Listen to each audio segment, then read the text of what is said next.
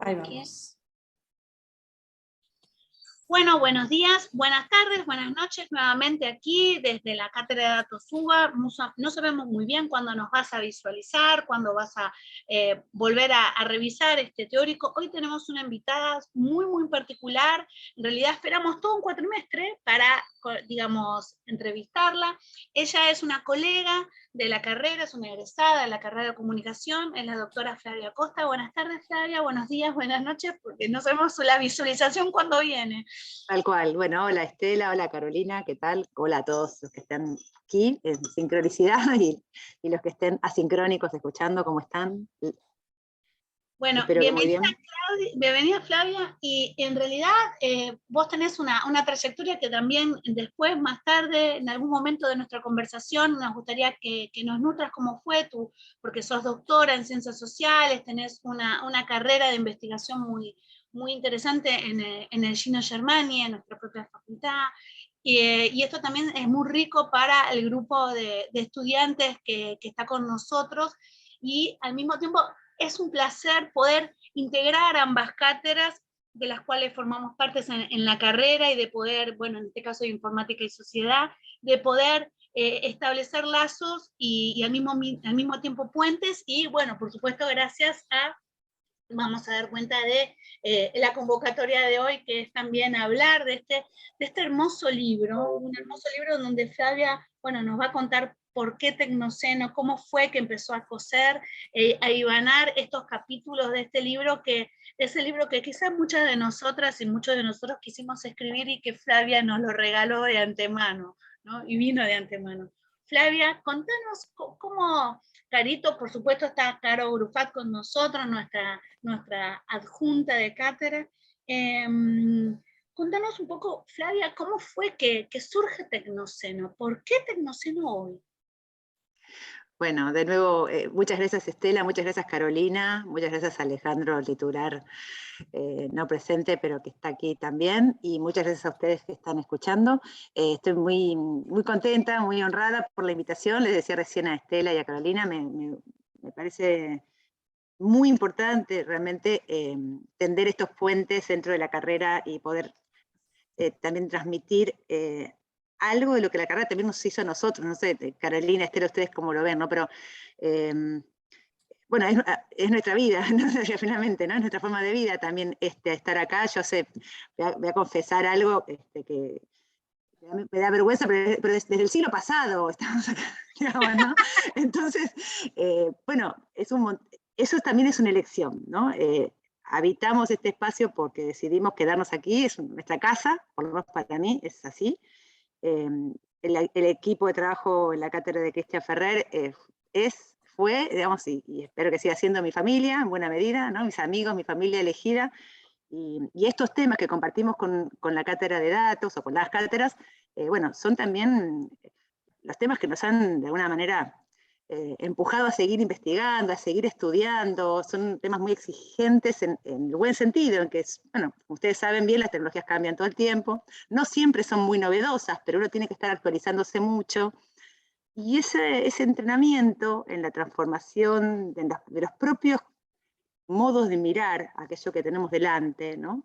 Seguramente los estudiantes no saben que nosotros provenimos de cátedras que de alguna manera son o han sido durante muchos años opuestas en su mirada, ¿no?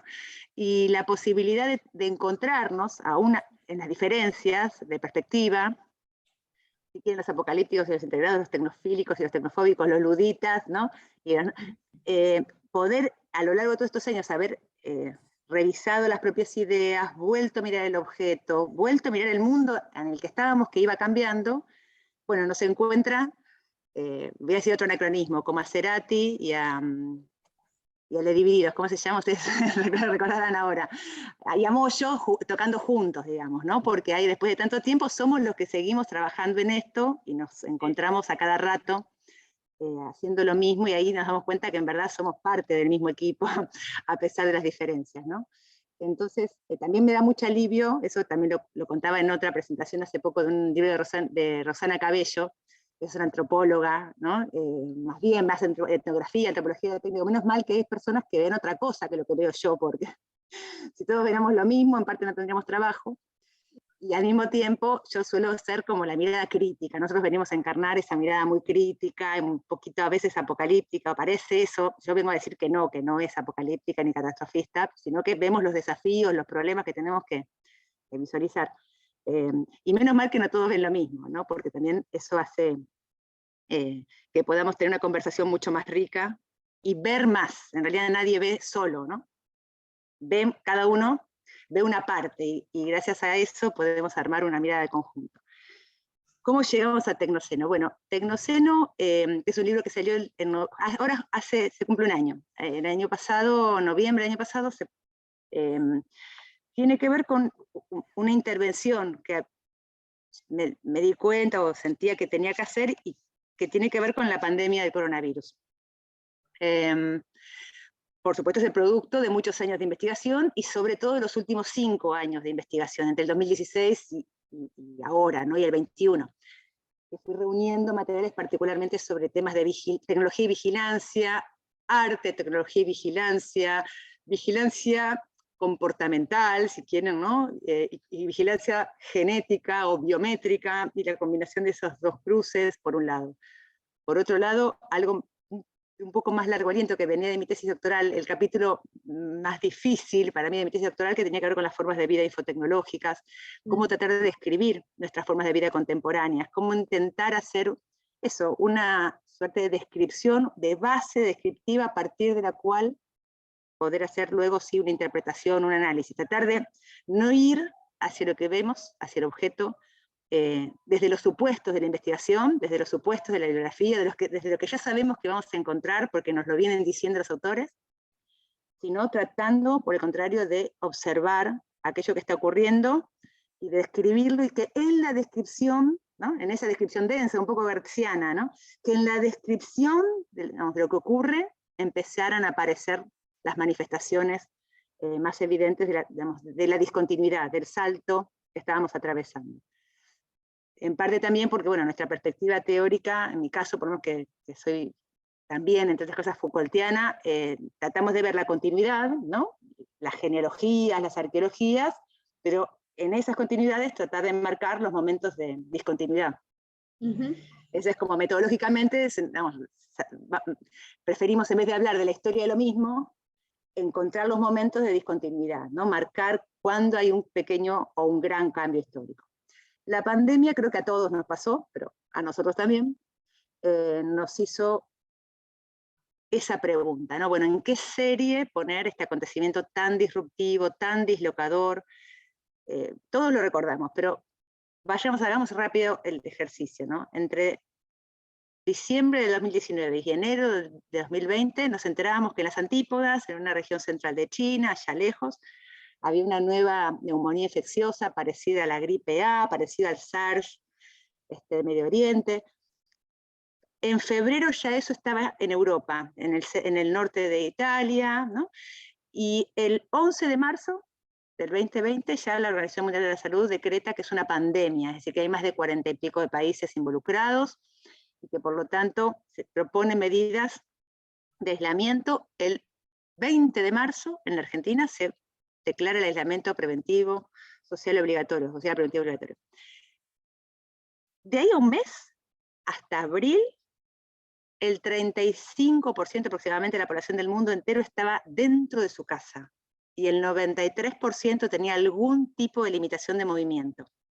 Es decir, es la primera vez en la historia, por lo menos conocida, que ocurre un acontecimiento que es general, abarca al planeta entero, ¿no? En general en lo geográfico, transversal, recorre muy distintos sistemas expertos. Para poder enfrentar esa situación involucra muchísimos sistemas expertos, y multiescalar, involucra desde la casa, ¿no? Lo más doméstico, hasta el sistema de tráfico internacional aéreo. Entonces, bueno, ese acontecimiento sumamente desconcertante, que además duró mucho tiempo. ¿Se acuerdan que pensábamos que iba a durar 15 días, después un mes, después 2? Más de un año y medio. ¿Cómo pensar ese acontecimiento tan disruptivo, tan dislocado? ¿En qué serie ponerlo, ¿no? La primera pregunta era eso, ¿en qué serie poner esta pandemia? Entonces, lo leímos todos muy rápido, en la serie de la zoonosis, en la serie de las pandemias, perfecto, hasta ahí. Pero en abril, yo trabajo además en la Universidad de San Martín, además de la UBA, más recientemente, pero también con bastante intensidad ahí, y ellos tienen una revista que se llama la Revista Anfibia, y me piden que escriba algo en abril de ese año. Pensando, creo yo, o proponiéndome escribir algo sobre lo que es el estado de excepción sanitario. Yo trabajé bastante en la noción de estado de excepción, un momento excepcional, una ruptura política, pero que también es en este caso sanitaria. Sin embargo, a mí me dio la ocasión ese primer ensayo para desarrollar un poco esto que cuento acá, ¿no? ¿En qué serie poner este acontecimiento general, transversal, multiescalar? ¿En qué otro momento vimos acontecimientos así? Me hizo acordar enseguida los más jóvenes no se acordarán, pero bueno, lo pueden googlear después, pero la catástrofe, así llamada catástrofe del IDOS-K, la posible catástrofe informática que podía haber advenido en el cambio de siglo, cuando se suponía que las computadoras ya no tenían todavía ¿no? el programa de cambiar el número, y eso iba a generar un problema algorítmico, y de manera tal de que uno no iba a poder en realidad encenderla, porque trabajaba sobre el sistema operativo ese problema, ¿no? Exactamente. Perdón que me voy reponiendo con vos. Si no, querés. Está buenísimo. Y el I2K quiere decir el año 2000, year, ¿no? Sí. 2000, digamos, el problema del año 2000. Claudia Bello, sí. En ese momento Claudia Bello recuerdo, estábamos en la presidencia del doctor Menem, y Claudia Bello fue la que llevó adelante toda una política desde el Estado, digo, para verle en relación al Estado, que es algo que también vos trabajás. En ese momento tal Claudia era la que tenía a su comando este tema. Y hubo en verdad una comisión internacional donde intervinieron, o sea, participaron más de 120 países, bueno, somos casi 200, ¿no? Muchísimos países con un enorme flujo de crédito internacional para intervenir. Sobre todo se pensaba en los sistemas sanitarios, en los hospitales, en los bancos, en el sistema financiero, por supuesto en el sistema aéreo, solo que se trabajó casi 4 años antes tratando de prevenir este potencial accidente informático general, y cuando ocurrió finalmente el pasaje de milenio a otro, hubo muy pocos acontecimientos, ¿no? que uno pudiera identificar como peligrosos. Uno podría decir, bueno, esto ocurrió precisamente porque se tomaron esas medidas, ¿no? Porque fueron medidas de prevención. Bueno, aún a riesgo de ser un poco ingenuo, me parece que ahí tuvimos un primer ejercicio parecido al de la pandemia, ¿no? Multiescalar, general, transversal, ámbitos expertos muy distintos entre sí, una especie de coordinación global, planetaria, para enfrentar un riesgo. Y a partir de esa idea, bueno, pongo la presentación porque en verdad tengo una serie de material que pueda acompañar esto que estoy diciendo. Empecé a pensar algo que hemos leído mucho, los más grandes, digamos, que venimos pensando en estos temas, pero que efectivamente la pandemia del coronavirus fue un síntoma, un signo de algo. ¿De qué? Del salto de escala, así lo llamamos, ¿no? De un salto de escala. Hemos atravesado en los últimos entre 50 y 70 años un salto de escala. Eso no quiere decir que pasamos de pantalla, que ahora estamos en otra escala y ya no tenemos las anteriores. No, quiere decir que a las distintas escalas que ya habitualmente, digamos, pensábamos, teníamos teoría, conceptos para ellas, ¿no? Y respuesta para ellas, la escala subjetiva, personal, la doméstica, la comunitaria, la nacional, la regional, ¿no? La internacional. Ahora se viene añadiendo en las últimas décadas la escala planetaria. El viviente humano, ¿no? Es un agente geológico, es un agente de escala planetaria. Ya introduce modificaciones en las masas acuíferas, en la atmósfera, en el suelo, que inciden a nivel del sistema Tierra. Entonces, bueno, la pandemia era de alguna manera un signo de este salto, al que había que volver a recordar. Ese salto también yo lo pensé en ese momento, en abril del 2020, como una combinación de aceleraciones. La pandemia misma era el producto de 2 aceleraciones cruzadas. La aceleración técnica, por un lado, la conocemos muy bien, ustedes han estado todo este año, pero todos estos años en la carrera de comunicación, en parte de la propia carrera de comunicación, es un síntoma de ese salto, ¿no? Pero En el caso de la pandemia, el tráfico aéreo internacional que llevó y trajo, ¿no?, rápidamente ese virus. Yo acá los comparaba con la peste negra, ¿no? No sé si recuerdan, la peste llega de Crimea en un barco a Génova, ¿no? Y de Génova se expande por lo que sería el subcontinente europeo, y tarda de 6-7 años en atravesar todo ese continente, ¿no?, donde mata a casi el 30% de la población de esa época. Bueno, acá en esta pandemia, en cuestión de semanas atraviesa el mundo, ¿no? Y ahí está el tráfico aéreo internacional, esta hiperconexión infocomunicacional que hace que, por ejemplo, en Argentina preventivamente nos aisláramos cuando todavía no había casos. Si no hubiera habido esta hiperconexión, no habríamos tenido esa posibilidad de rápidamente globalizar las medidas preventivas. Y luego es un momento, y eso ya es más general, de liberación de energías de altísima intensidad, ¿no? Energía nuclear, biotecnologías, robots de inteligencia artificial, etcétera, etcétera. Liberamos energías potentísimas, sumamente importantes para nuestra vida cotidiana, pero que también pueden provocar accidentes, catástrofes, como vamos a ver enseguida.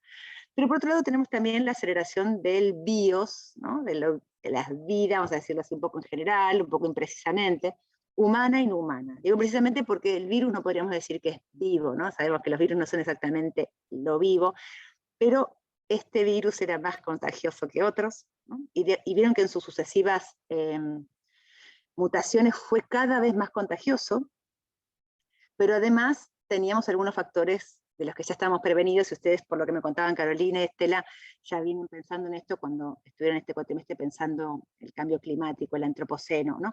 Hay un crecimiento poblacional significativo, hay un crecimiento urbano muy significativo, y había que pensar, decíamos en abril de 2020, en dos cosas. Por un lado, la condición estructural de las desigualdades, donde los impactos entonces de cualquiera de estos accidentes se distribuyen de una manera muy desigual, y al mismo tiempo la propia desigualdad es foco de vulnerabilidades, ¿no? La propia desigualdad es la situación que permite, por ejemplo, si creemos en la hipótesis que después finalmente prevalece, aunque sea en el relato colectivo, de un murciélago que es un alimento, ¿no?, en un mercado, bueno, que no hay, la desigualdad también provoca que no hay suficiente, por ejemplo, seguridad alimentaria en determinadas zonas del planeta, ¿no? No hay suficiente seguridad, como para que sepamos que todos estamos consumiendo alimento, digamos que de alguna manera es sano para todos, es mínimamente aceptable. Pero claro, si hay desigualdades estructurales, si hay pobreza, las personas se alimentan con lo que tienen a mano, ¿no?, para empezar a hablar. Y además teníamos que ocuparnos de algo, digamos, todo esto habían sido las condiciones que nos habían llevado hasta ahí. ¿Cómo llegamos hasta acá? Combinación de aceleraciones, salto de escala, desigualdad estructural. Pero además, si queremos pensar esto sistémicamente, tenemos que enfocar lo que la propia pandemia nos va a traer como resultado, que es el shock de digitalidad, el shock de virtualización, esto que estamos haciendo, ¿no? No necesariamente como algo negativo, pero que tiene sus propias vulnerabilidades, ¿no? Que otra vez, que desde un punto de vista sistémico hay que identificar para poder evitar los riesgos que tiene cada una de esas vulnerabilidades. Ustedes lo saben bien, pero esto lo preparo para muchas audiencias que no siempre están entrenadas en recordar que esta aceleración técnica no tiene nada de inmaterial, ¿no? No hay algo así como una nube, ¿no? ¿Se acuerdan el senador norteamericano que dijo, bueno, Internet es una serie de tubos? Bueno, hay algo más cerca de la serie de tubos que de la nube, finalmente, a pesar de todo. Para los que no lo recuerden, este es el edificio de la ex Western Union Building. Dentro de este edificio en plena Manhattan, buena parte de los pisos tienen este formato, ¿no? Una serie de tubos, digamos, bueno, una serie de infraestructura, ¿no? Una serie de hardware, de hubs, donde se recorre, digamos, la información recorre un circuito. Todo esto que está aquí, todos estos edificios cercanos a este y a otros edificios de hub que hay en Manhattan, son carísimos, ¿no? Alquilar acá, porque las empresas del tráfico de alta frecuencia, para el capital financiero, los que hacen, lo que juegan en la bolsa, cada nanosegundo que ganan por estar cerca de este hub es dinero, ¿no?, constante y sonante. Entonces, toda esta materialidad es muy importante. Esta foto y esta muestran lo mismo, muestran lo que es la infraestructura de nube de Microsoft, o una parte por lo menos de ella, y lejos de ser una nube, es una arca submarina, diríamos, ¿no? En todo caso, son hubs en el océano, desde los cuales Microsoft puede ahorrarse el alquiler y ahorrarse también la refrigeración, ¿no? O sea, quiere decir, son todas decisiones muy materiales, ¿no?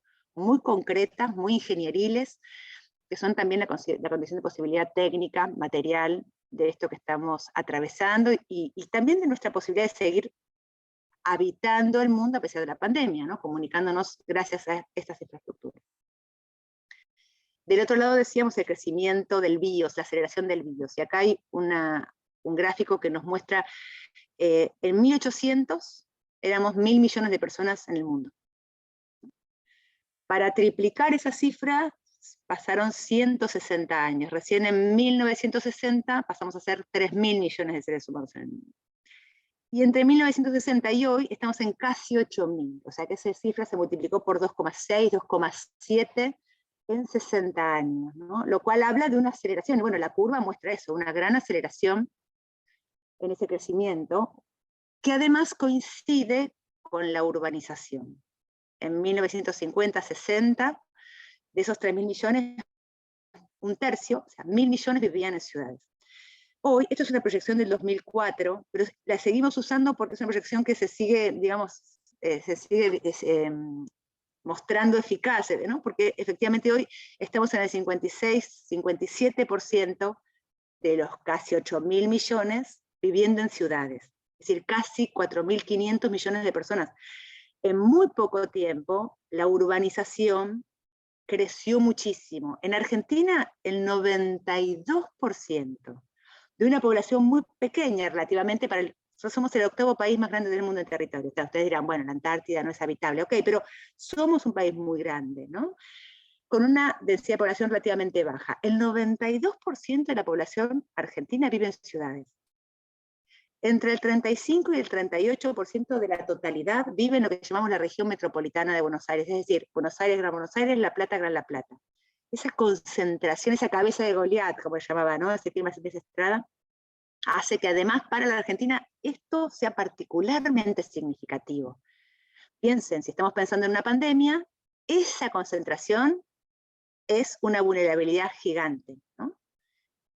Entonces, bueno, recopilo un poco esto que estoy diciendo y digo, ¿signo de qué? Bueno, es signo de ese salto de escala, de estar habitando una época en la que mediante esta puesta en marcha de tecnologías de altísima complejidad, pero también de altísimo riesgo, dejamos huellas en el mundo que exponen no solo a la población de hoy, sino a las generaciones futuras de nuestra especie y de otras especies por los próximos milenios, ¿no? Aquí hay algo que aparece como el riesgo, el desafío, el problema, ¿no? No es lo único que traen las tecnologías, también traen soluciones, pero ahora estamos enfocando esta dimensión del desafío, del conflicto, para ver si podemos, para la próxima pandemia, la OMS dice que los ciclos interpandémicos están entre los 15 y los 20 años, ¿no? O sea, la próxima pandemia está por venir, no es que va a ser muy, muy lejos. Entonces, bueno, tratemos de estar con mejores herramientas para enfrentarlo, ¿no? ¿Por qué digo tecnoceno? Ustedes son, por lo que entiendo, están habituados al término antropoceno, que es efectivamente el término estándar para pensar esta época en la que el humano se vuelve un agente geológico, la humanidad, los seres humanos, los vivientes con forma humana, se vuelven agentes o nos volvemos agentes geológicos. Es un término, el de antropoceno, que lo propuso a la discusión pública, existía ya, pero lo propuso Paul Crutzen, ¿no? Ya lo saben todos seguramente, bueno, repito lo que ya han visto durante el cuatrimestre. Un premio Nobel de Química en torno al año 2000, hace esta propuesta que de alguna manera hace confluir a muy distintos científicos y políticos y activistas y militantes que ya hacía mucho tiempo venían atentos a, digamos, la sustentabilidad del crecimiento humano, ¿no? Pero bueno, la propuesta de Crutzen también provocó controversia, como deben también saber bien. La propia comunidad científica recibió esta propuesta del antropoceno con ambigüedad, o con ambivalencia. Por un lado, era claro que desde el punto de vista político era muy relevante, o sea, era una propuesta muy relevante políticamente, pero se decía, lo primero que se dijo fue que no había suficiente evidencia científica, que no era una propuesta científica, sino política, ¿no? Y lo que el área experta que quedó como a cargo de dirimir esa controversia fueron los geólogos. Para lo cual, muchos equipos técnicos y científicos de distintas partes del mundo colaboraron para encontrar esa evidencia, ¿no? Para que la Comisión Internacional de Estratigrafía tuviera elementos para decidir si efectivamente podemos hablar de una nueva era geológica o no, desde el punto de vista científico, no desde el punto de vista político, ¿sí? Desde el punto de vista científico. Lo que decían Crutzen y Stroemer era que este antropoceno, esta época, era el resultado de que la actividad humana empezaba a provocar cambios biológicos y geofísicos a escala mundial, que en algunos casos habían traspasado ya umbrales de irreversibilidad, ¿no? Otro químico, un químico australiano, Bill Stephen, y su equipo, hizo entonces una investigación que lo llevó a hablar de la gran aceleración. Tratando de buscar evidencia para la tesis de Crutzen y Stroemer, llevó adelante un trabajo de largo aliento. Primero publicó una primera versión en 2010 con datos hasta el 2000, y después en 2015 con datos hasta el 2010, y si ustedes ven los gráficos se van a encontrar que el gráfico parte de 1750, 1800, 1850, 1900, 1950, 2000, y luego aparece 2010, como una, ¿no? Sigue la línea. Entonces busca en 12 marcadores, acá ustedes ven 9 de esos 12 en rojo, del sistema humano, 12 marcadores donde en algunos, como ven acá, la velocidad de papel no encuentran datos suficientes, pero en otros sí, como en la población, encuentran datos desde el 1750, el inicio de la revolución industrial, que era la hipótesis de Crutzen, ahora vamos a eso, ¿no?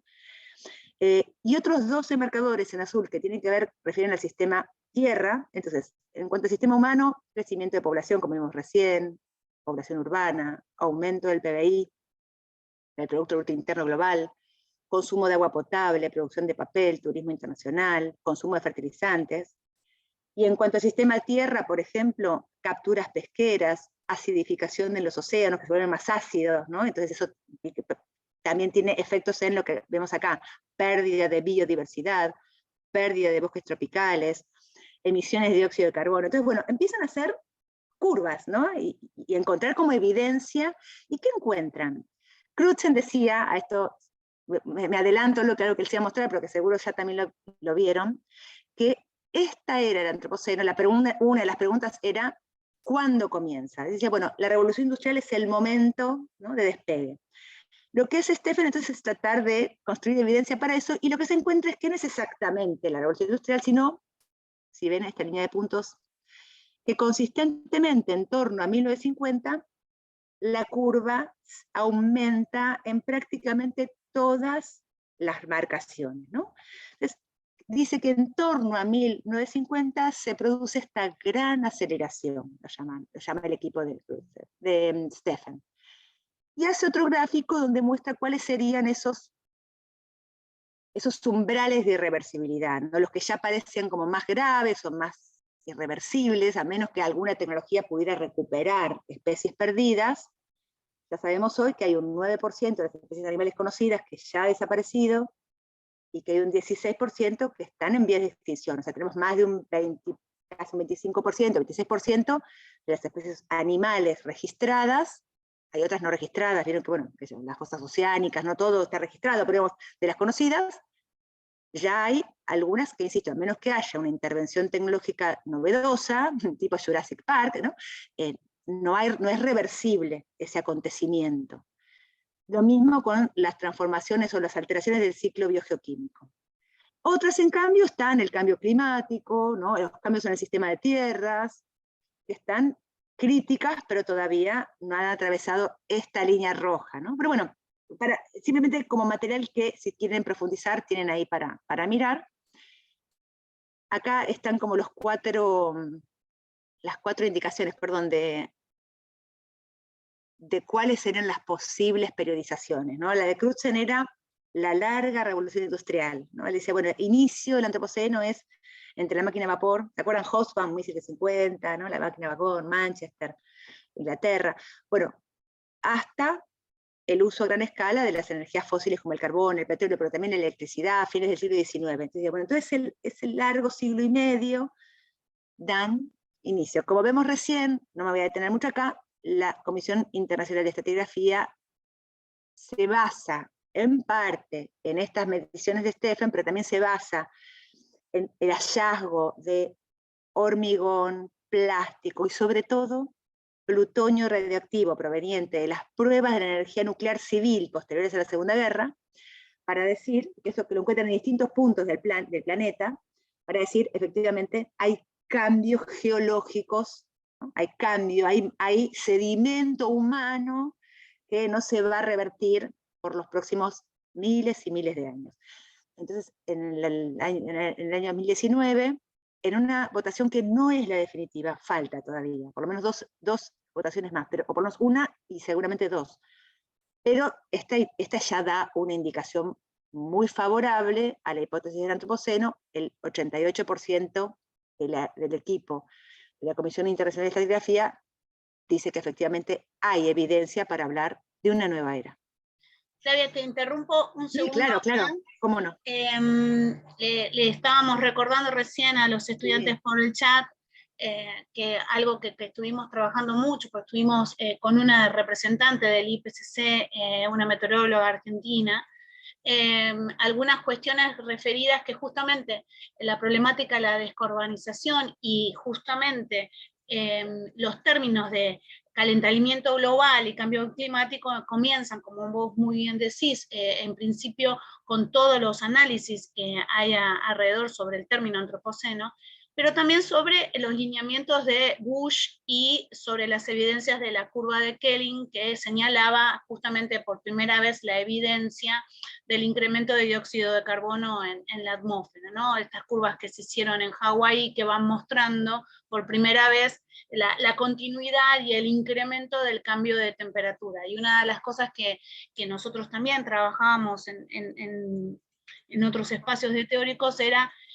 la visión, como vos muy bien empezaste a señalar, la cuestión más política de no hablar de calentamiento global, que era la evidencia que vos venías trabajando, sino hablar de cambio, disfrazar esto, o si querés de poner otro ropaje, y hablar ya sobre cambio climático y no sobre la evidencia que, como vos muy bien decías, era sobre el cambio térmico que se estaba generando y que, por ejemplo, en este caso la curva de Kelvin, que es la famosa curva que muestra el crecimiento de dióxido de carbono, mostraba en ese momento, ¿no? En el 98. Entonces pareciera que en realidad este grupo IPCC, que son estos informes que tenemos de científicos que empezaron en el 98 y que siguen en la actualidad, estuvimos trabajando bastante, los estudiantes estuvieron acercándose al sexto informe.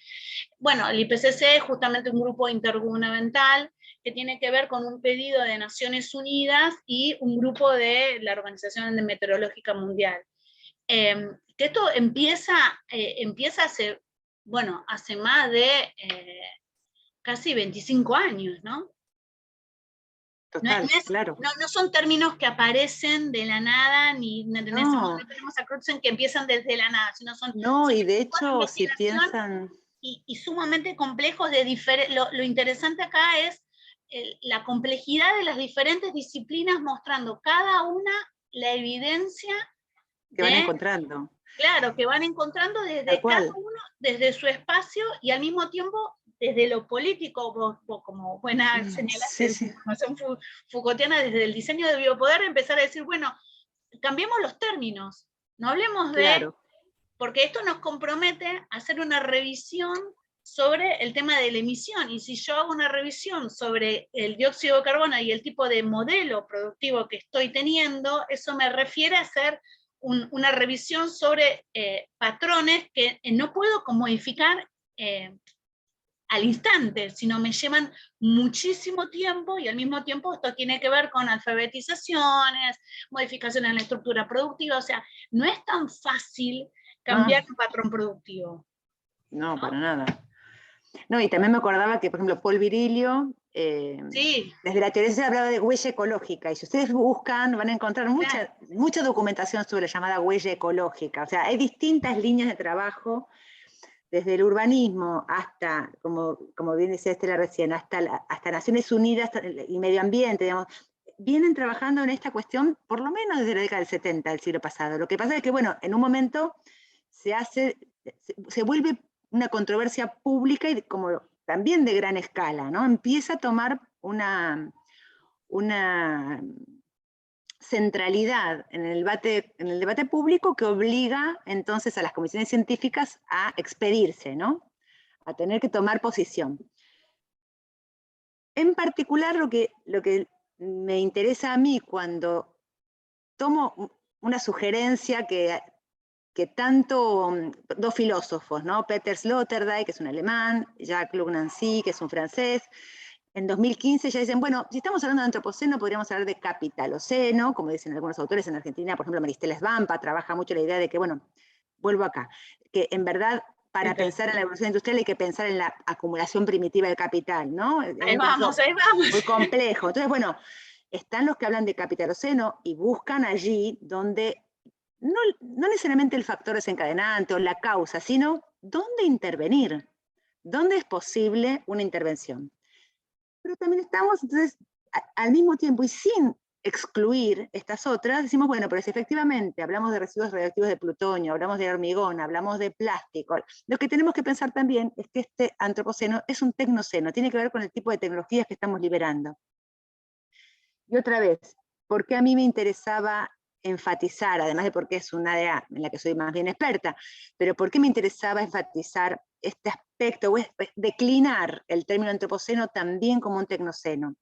Entonces, yo digo, no son términos en competencia, no es que o antropoceno, o capitaloceno, o tecnoceno, también en parte somos la generación que podemos ya deshacernos de la necesidad, digamos, de debatir sobre cuál tiene razón, sino en cambio, somos también la generación que podemos decir, bueno, aunemos esos esfuerzos, el término que es antropoceno, pongámoslo a trabajar en la declinación del capitaloceno donde se puede intervenir allí, y en la declinación del tecnoceno para pensar cómo enfrentamos, cómo abordamos el desarrollo tecnológico para evitar, ¿no?, algunos de los riesgos a los que nos estamos exponiendo, ¿no?, a nosotros, a otras especies, a los humanos, a otras especies, de esta generación y de futuras generaciones.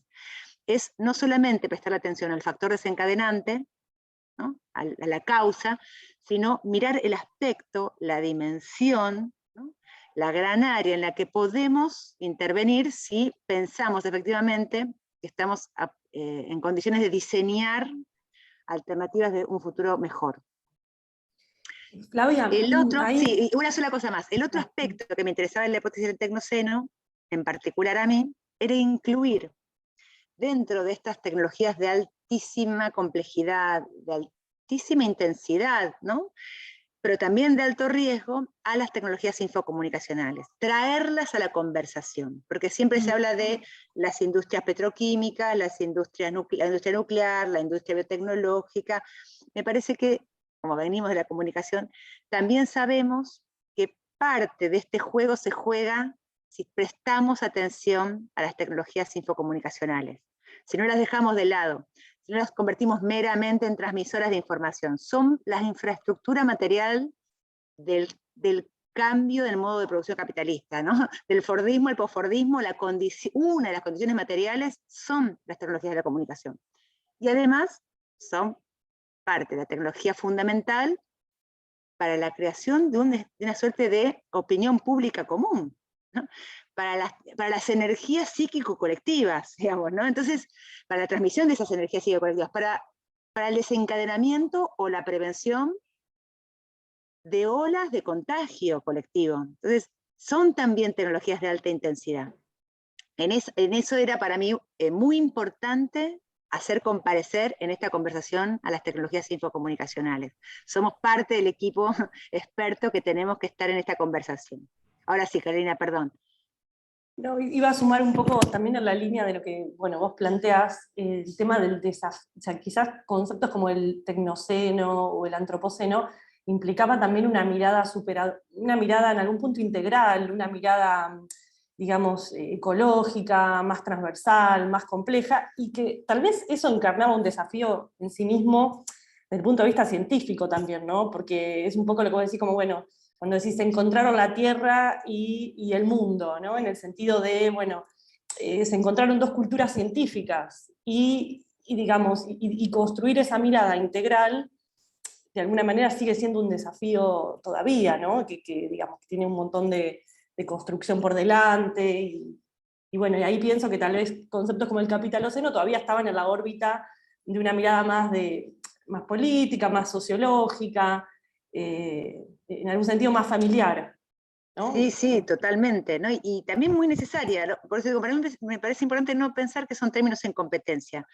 Sí, por supuesto, en su momento se criticó mucho el antropoceno pensando que era como un término que aparentemente neutral, ¿no? Que neutralizaba el conflicto, que lo daba, bueno, la especie, la que está, pero en realidad más que la especie son algunos actores más que otros, ¿no? Agentes concretos, colectividades concretas, lo cual no está mal, no me parece para nada mal ese enfoque político, pero también por mi formación, por cómo veo ya el mundo a partir de esa formación, me parecía importante entender, a ver, parte de nuestra formación es haber atravesado en los últimos años lo que se llama el giro materialista, esa idea del giro, a algunos les puede ser molesto, pero si logramos no ser tan puntillosos con todo lo que, con las metáforas lingüísticas, digamos, es la idea de que empezamos a pensar en las teorías sociales en los aspectos materiales, ¿no? Hay algunos que hablan de la arqueología de los medios o la geología incluso de los medios, ¿no? Por ejemplo, Jussi Parikka, un finlandés que precisamente lo que mira es, no sé, la tradición del la trazabilidad del litio para pensar el problema, digamos, de la comunicación, ¿no? Que nosotros en América Latina lo venimos haciendo hace 20, 30 años, ¿no? En esta facultad se viene pensando así, solo que quizás, bueno, no habíamos logrado conceptualizarlo de esa manera. Sin embargo, ahora, bueno, recuperamos esa conversación que tiene que ver con la materialidad, ¿no? de nuestra vida en común, ¿no? De nuestra vida a distancia en común, y decimos, bueno, para pensar la geopolítica contemporánea, no podemos pensarla sin la dimensión material, que es la dimensión tecnológica, por un lado, y al mismo tiempo sabiendo que esa tecnología no lo podemos considerar ingenuamente una herramienta, ¿no? No son herramientas, conjuntos herramientales, son en verdad ya parte de nuestro mundo ambiente. Son esa combinación entre naturaleza, ¿no? y técnica que constituyen el mundo que habitamos, el mundo de sentido que habitamos, y con el que vamos construyendo nuestra propia subjetividad, ¿no? Hay una vieja frase de Churchill que decía, bueno, nosotros construimos los edificios, luego los edificios nos construyen a nosotros. Y hay algo de eso, ¿no? Nosotros creamos una serie de dispositivos, disposiciones, ¿no? aparatos, artefactos con los que interactuamos y gracias a los cuales atravesamos límites que antes no podíamos atravesar. Y ahora eso es nuestro ambiente. ¿No? No hay una naturaleza por fuera de este entramado. Está entramada con nuestras técnicas ya, la naturaleza, ¿no? Sería igual una larga conversación ontológica, pero yo por lo menos lo que quería ir era, que creo que podríamos compartir quizás con Carolina y con Estela, marcar mi posición al respecto. No soy naturaleza por un lado, artificio por el otro. Ya nosotros ni siquiera quienes viven en un entorno mucho más natural que los que habitamos en las ciudades, incluso si uno vive en la sierra, en el monte, digamos, la comunidad humana ya, digamos, a esas personas también ya les asigna distintas actividades, tareas, funciones, para las cuales en algún momento va a requerir, ¿no? tomar una decisión en relación con lo tecnológico, ¿no? Aun cuando se quiera, cuando quiera quedarse lo más afuera posible. No voy a decir como Martin Hilder, no voy a decir que, bueno, no evolucionarás con nosotros, dice él, no voy a decir eso, pero sí efectivamente sobre esas personas también recae el efecto sistémico del trato con tecnologías, ¿no?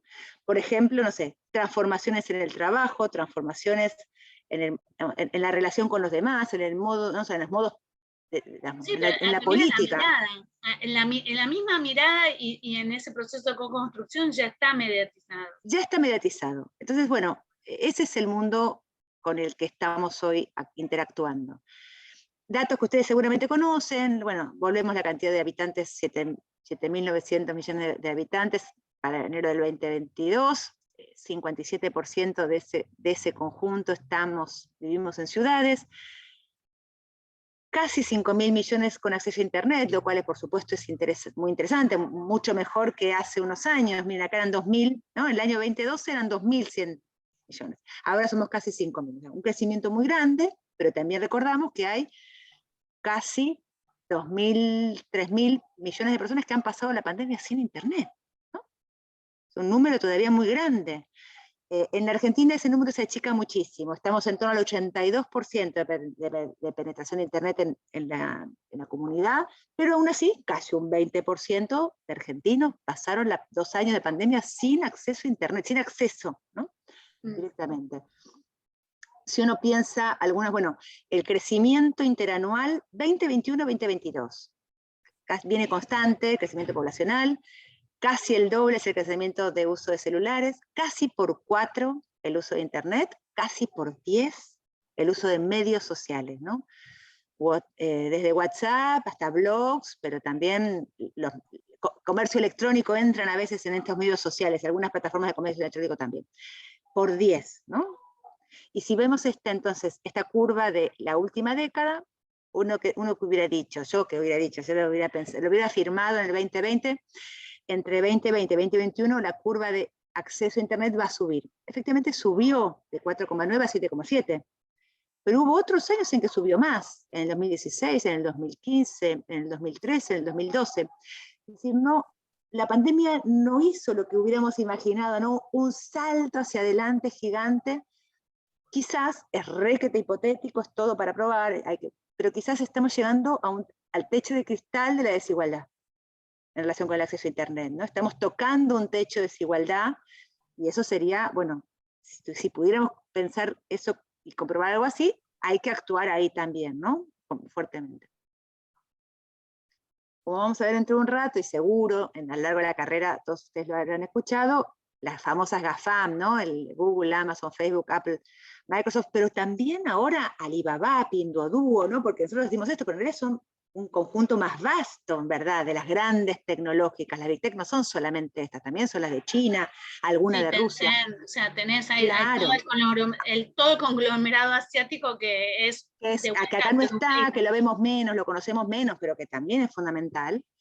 Pero bueno, solamente como para ver desde el punto de vista relativo cómo han 540, 1.300 Amazon. Piensen que en el caso de Amazon puntualmente además es este crecimiento gigante entre 2010 y 2020, tiene que ver con la concentración vertical de no es solamente comercio electrónico, sino infraestructura, ¿no?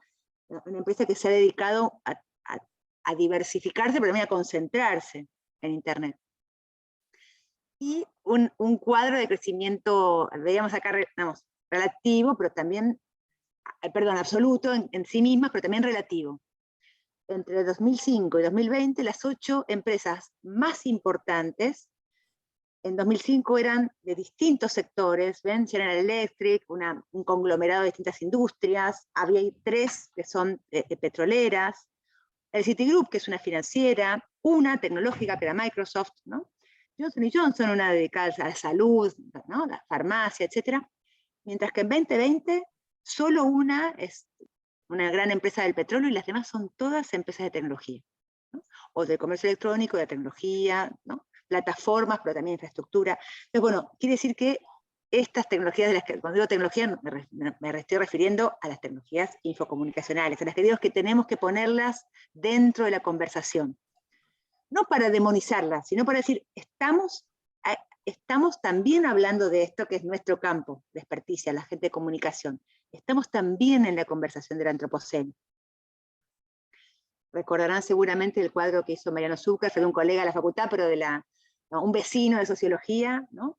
Que hablaba de Internet, uno suele pensar Internet, y Internet es un enorme conglomerado con muy distintas capas, por lo menos estas 5, ¿no? La gran infraestructura, los cables, los satélites, los backbones continentales, el hardware, desde los hubs que veíamos, los edificios hubs, hasta esto, ¿no? Lo que estamos usando para conectarnos, todos los niveles del software, desde el protocolo TCP/IP, que es el que permite la computación de datos, hasta el software de cada página, los buscadores, los navegadores, ¿no? Luego, esto que estamos haciendo, el contenido, imágenes, audio, textos, videos, memes, ¿no?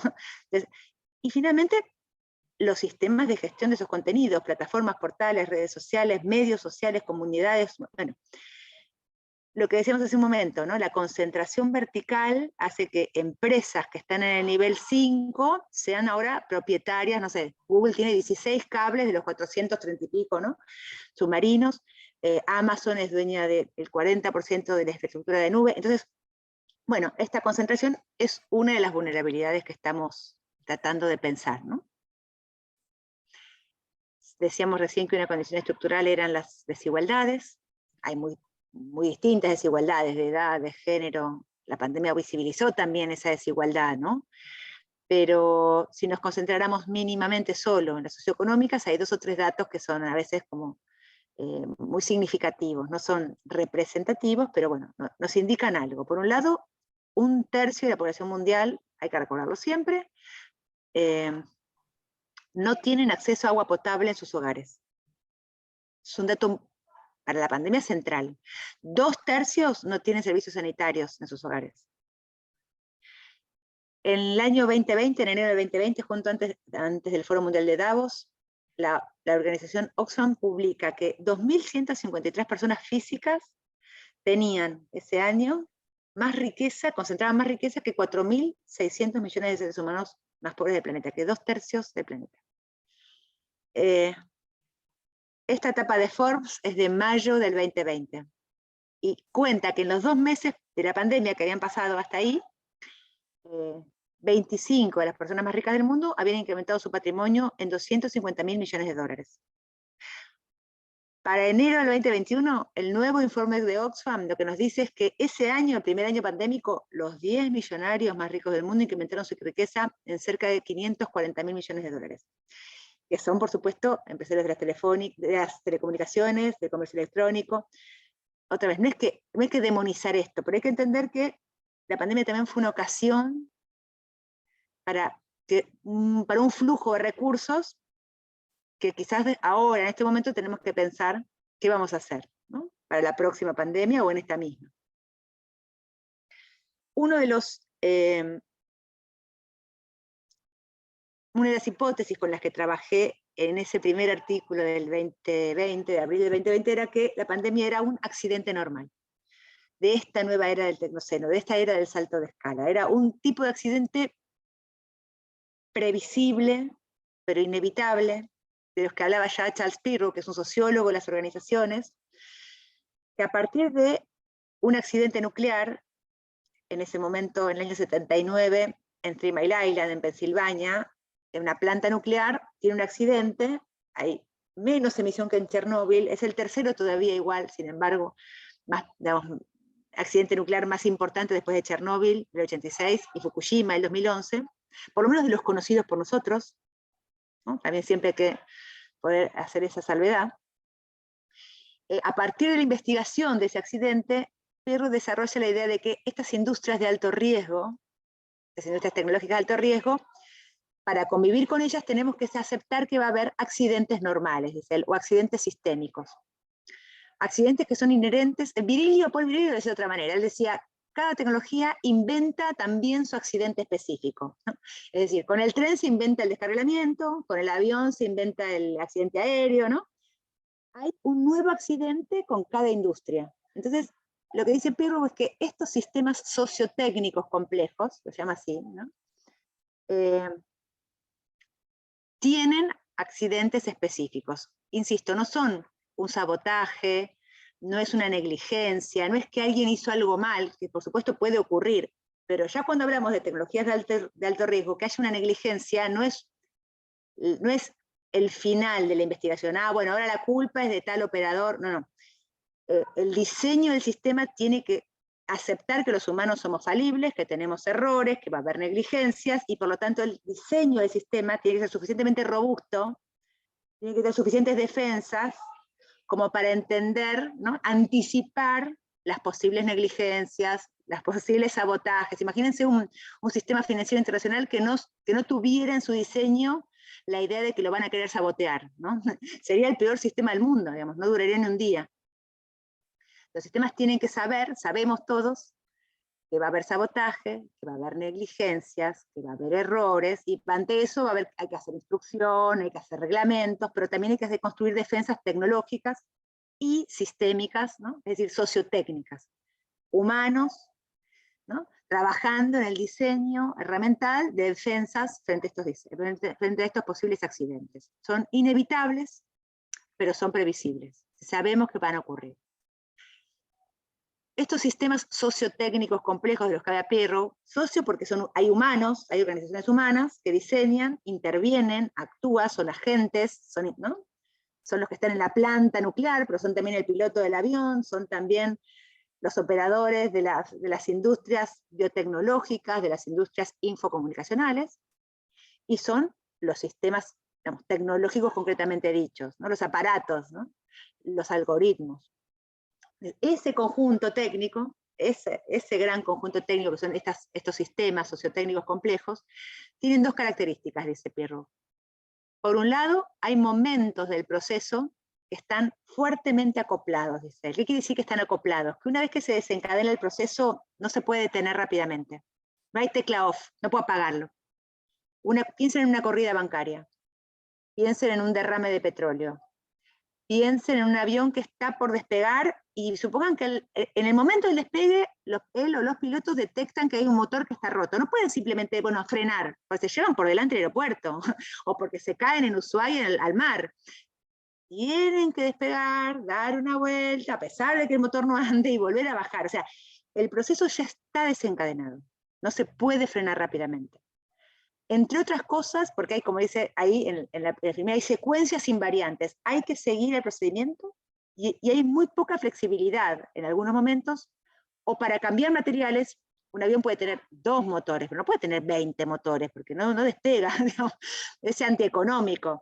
Entonces, hay poca flexibilidad para sustituir esos materiales, o para sustituir personas expertas en el manejo de esos materiales. Hay 1, 2, 3 pilotos, 4 en los viajes interoceánicos, pero no es que podemos llevar 50 pilotos, ¿no? Bueno, acá lo mismo.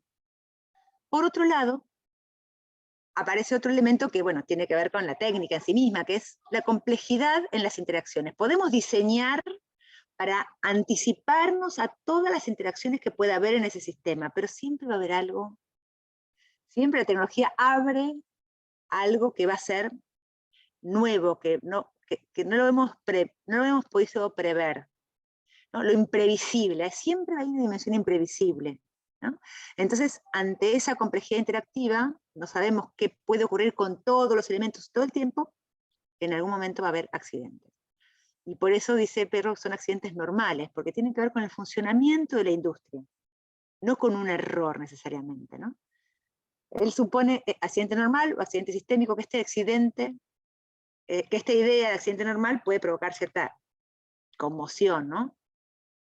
Es inevitable, dice él, que entre sus fallos ocurran interacciones múltiples e inesperadas. Esto es una característica inherente al sistema. No habla de la frecuencia, no es que es normal porque ocurra todo el tiempo, no. La muerte es lo normal en los mortales, pero nos morimos una sola vez. No es que sea normal porque ocurra frecuentemente. Lo que sí dice es que sean infrecuentes, o incluso rarísimos, no es tranquilizador si pueden provocar catástrofes. Entonces hay que tratar con la ciencia los accidentes, no hay que tratar con estos accidentes, entenderlos, prevenirlos, anticiparnos. Entonces, ahí les cuento, a partir de esta investigación, un equipo de expertos en seguridad hizo una investigación sistémica de la pandemia para tratar de hacer el ejercicio de, ¿cómo podríamos imaginar que ocurrió esta pandemia? ¿Qué fallos sistémicos hubo acá? ¿No? ¿Qué acoplamientos, qué sistemas de defensa actuaron o no actuaron? Y yo me voy a correr un poquito de ahí para avisarles, para contarles que después de eso estuvimos trabajando también en, ¿cuáles son los nuevos accidentes que vienen con este salto de escala? Son accidentes que son nuevos por su magnitud y su alcance geográfico, accidentes que abarcan regiones enteras, Chernóbil, ¿no? Media Europa. Por el tipo de víctima, que aparecen víctimas de cuarta instancia. La primera instancia es el operador, pongamos en el caso del avión, el piloto. La víctima de segunda instancia es el que está arriba, o en un accidente también, un colectivo, digamos, el que trabaja como conductor, ¿no? Pero después están los pasajeros que usan ese servicio y bueno, saben que corren ese riesgo, son víctimas de segunda instancia. Pero supongamos que ese colectivo choca contra una casa. Ahí hay una víctima de tercera instancia, porque esa persona no tenía nada que ver con el hecho de estar andando ahí. Pero bueno, como estaba en el camino, se chocó. La víctima de cuarta instancia es las generaciones que vienen. O sea, ni siquiera son los vecinos, digamos, ¿no? Sino las próximas generaciones que ya están afectadas por estos accidentes. Y luego, por desencadenantes, ¿no? Y ahí, por ejemplo, ahí estamos investigando ahora los accidentes NATEC, o la curva de los NATEC, ¿no?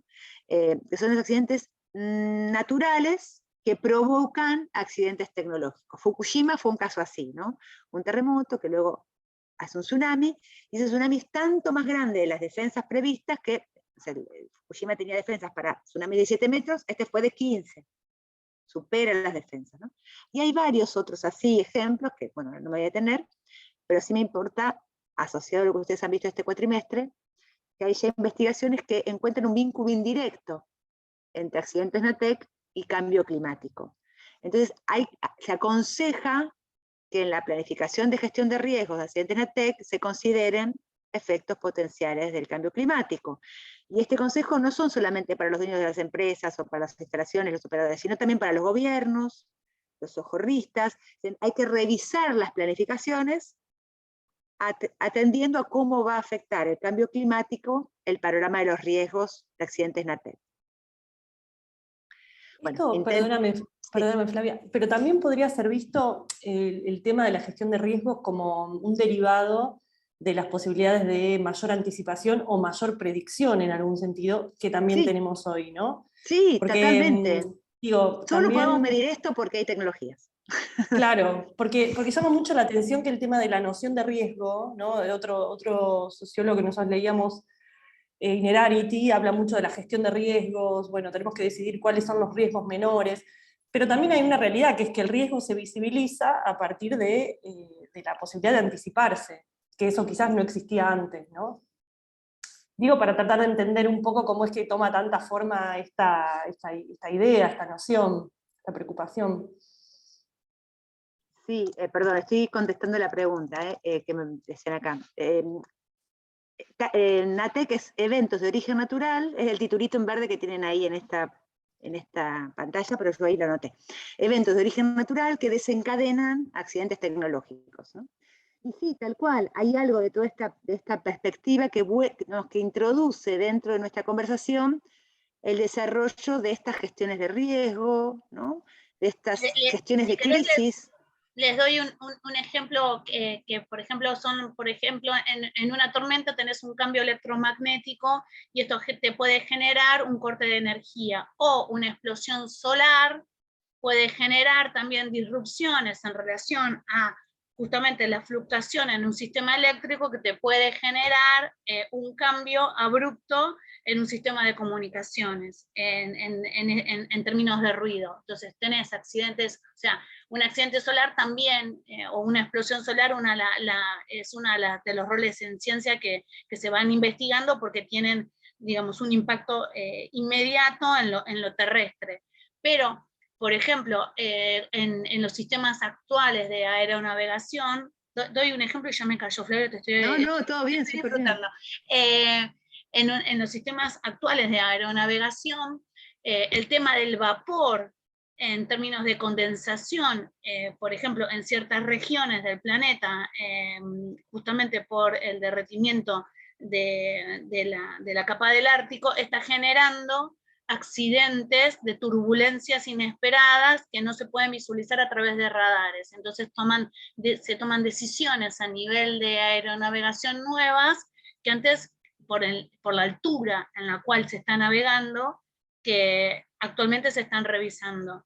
De manera tal que una de las preguntas ahora en términos aeronáuticos es si se puede cambiar la altura de la aeronavegación en función de estos nuevos vapores que van surgiendo para no tener turbulencias.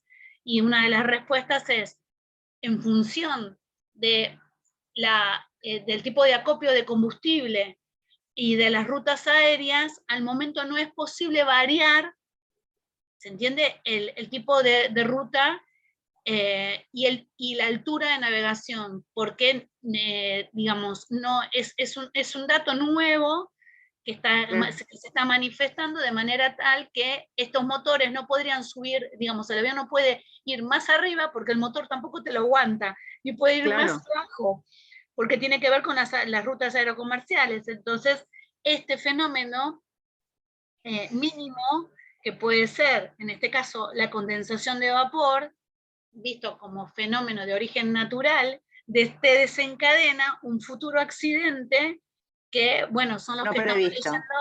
leyendo, digamos, inesperado, pero son los que lees y los que venimos leyendo una vez por semana, el del APA, que se enfrentó ante digamos, un frente de frío que generó hielo, que rompió la trompa de un motor, o el de aerolíneas de hace una semana y media, en donde la turbulencia generó muchos problemas en las personas que estaban en este vuelo. Digamos, como para traer dos cuestiones de la comunicación, pero que son fenómenos NATEC que son los que vos estabas explicando, para darle un poquito de cuerpo.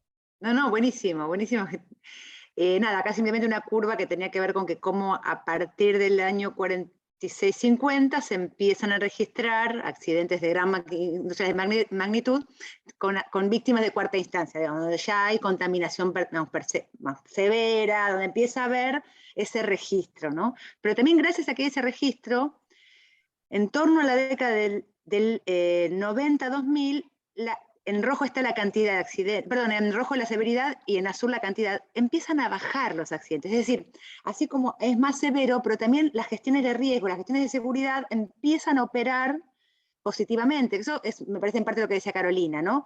Es también gracias a que podemos hacer esas anticipaciones que podemos minimizar los riesgos y bueno, por eso digo, no es necesariamente ser catastrófico con esto. Me parece que lo que más bien conviene es como bueno, ser analíticos, digamos, ¿no? Tener una mirada analítica en relación con estas situaciones.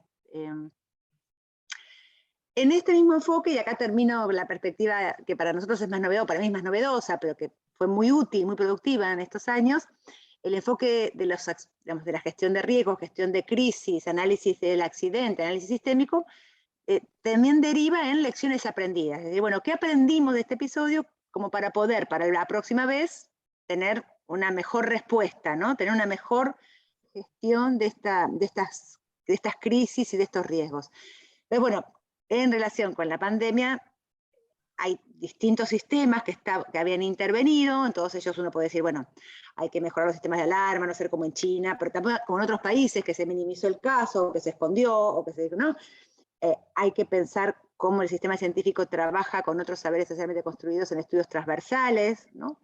Cómo se potencia la soberanía alimentaria, la sustentabilidad, pero también los sistemas de seguridad alimentaria y fitosanitarios, mejorar esta noción de una sola salud, la salud animal, la salud humana, no son dos cosas distintas, hay una sola salud, lo vienen diciendo hace muchísimas organizaciones, tanto la OMS como la de la salud animal. Trabajar sobre estas desigualdades estructurales, analizar los efectos específicos del shock de virtualización, que es algo que nos viene costando muchísimo poner en la agenda. Vamos a tener análisis de lo que estuvo pasando con la digitalidad, con la privacidad, con la seguridad de los datos, con el extractivismo, la cuestión de la soberanía tecnológica, la colonialidad de los datos, digamos, toda esa agenda que viene con la digitalidad, nos está costando, pero bueno, la seguimos proponiendo como parte de la agenda de los riesgos, pero también de la agenda de la posibilidad de la continuidad de la vida, ¿no? Porque fueron estas tecnologías las que nos permitieron continuar muchas actividades.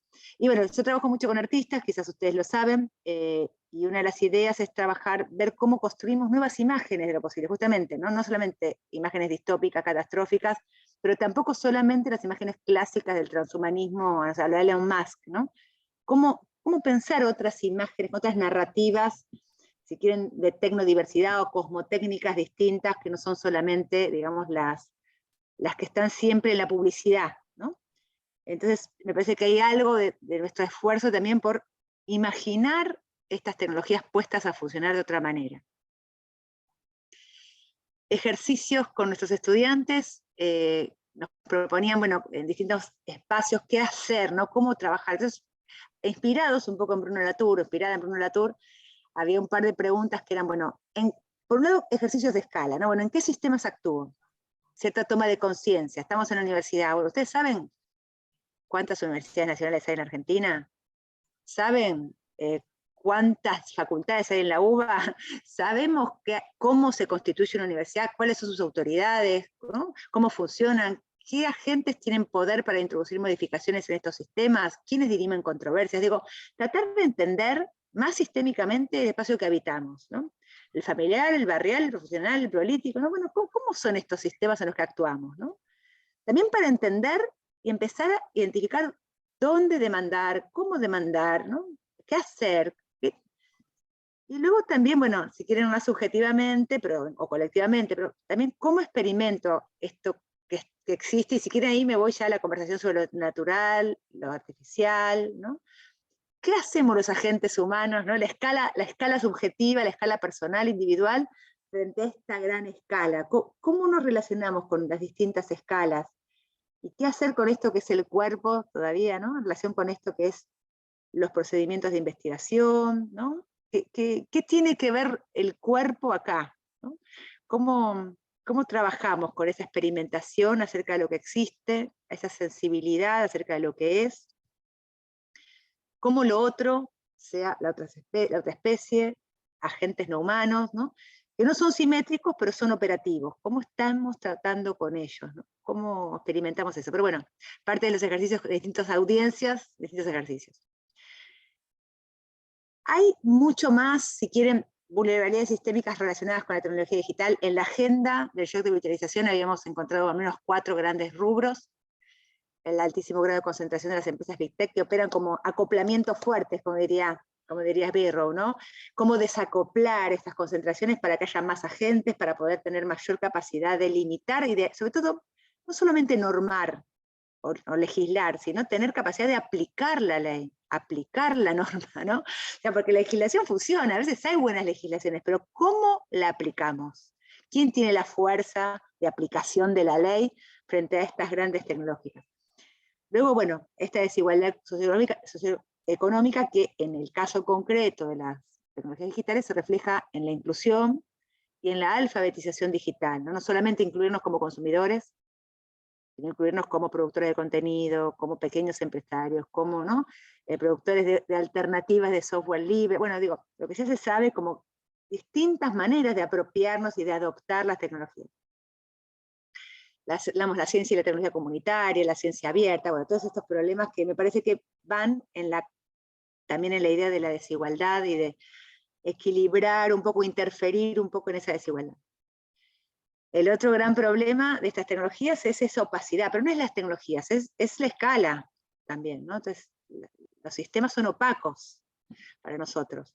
Y bueno, tanto los algoritmos, ¿no? Los sesgos de los algoritmos tienen que ver con esa opacidad, pero también si uno pensara, no sé, en el Estado, es opaco para nosotros lo que es el Estado, ¿no? Entonces, bueno, los grandes sistemas proponen un nivel de opacidad que me parece que para la investigación necesitamos despejar un poco, ¿no? Esa opacidad. Y luego, concretamente, en términos más jurídicos, estuve este año ya 2 veces en distintos espacios del Congreso, tratar de ver cómo pensar lo que en otras cátedras se llama como el servicio público de Internet, pero también en algo más específico, cómo tratar con esos términos y condiciones de servicios de uso forzoso cuando no tenemos la elección, no podemos elegir no aceptar esos términos. Entonces, hay algo de ficción legal ahí, donde el usuario tiene que decir acepto, algo que finalmente no está en condiciones de negarse a aceptar, ¿no? Es cómo tratar con esa ficción jurídica de los términos y condiciones.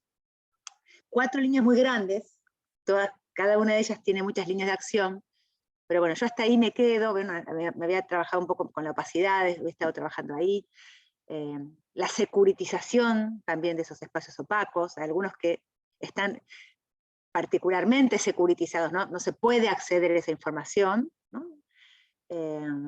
Y bueno, algunas propuestas que tienen que ver con esta democracia digital, por un lado, como dice Renata Ávila, ¿no? ¿Qué hacer para ampliar la democracia digital y qué hacer para ampliar la soberanía digital? ¿No? Pero son, si quieren, los conversamos, y si no, bueno, están en el libro y tenemos muchas veces, ustedes tienen ya su propia agenda para esos temas.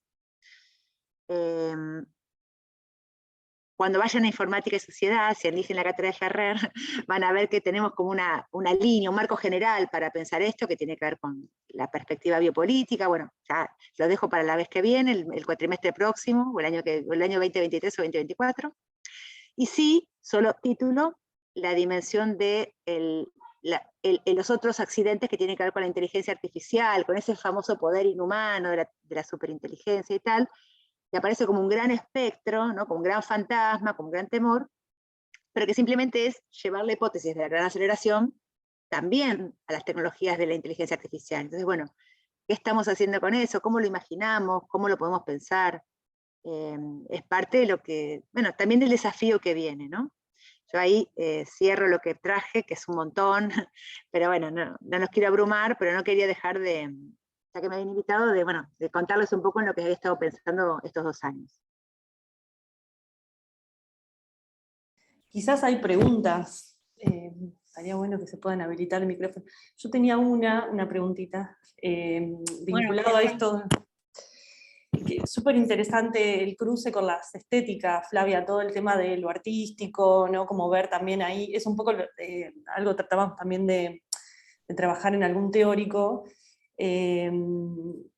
Vos planteás como una potencia política o algo así, como vinculado a lo que vos decís, como la mera vida biológica o como la vida desnuda, creo que decís, ¿no? Como material.